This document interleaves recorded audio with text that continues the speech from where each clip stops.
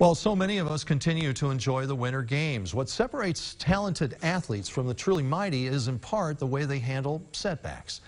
But as Dana Winklepleck is about to tell us, you don't have to be an athlete to become an inspiration.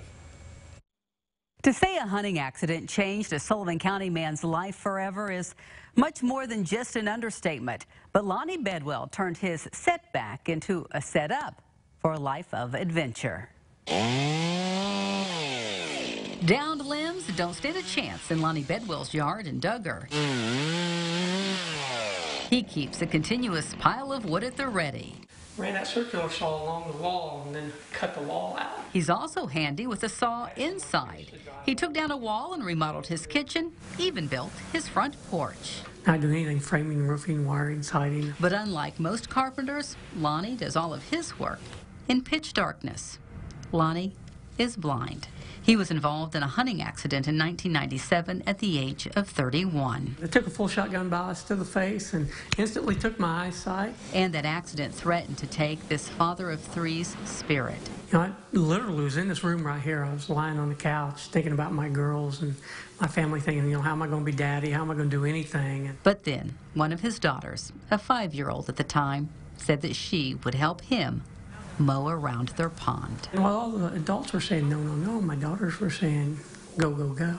You know, it's kind of just such a powerful moment to me and life where my girls were like, you're still daddy, and you still can. And oh boy, can he. Through a series of opportunities, he now participates in adventure sports. Started with snow skiing. And then the snow skiing led me to mountaineering and rock climbing, kayaking, some parachuting, you know, surfing, sailing. You know, whatever you want to try, let's try it. And with the help of others, he even kayaked the fast-moving waters of the Colorado River, paddling more than 200 miles through the Grand Canyon. Now he runs a 7-mile route 5 days a week. He's training to climb Mount Denali in Alaska in June. If that's a success, it's on to Mount Everest. We think if we can't do it by ourselves, it doesn't need to be done.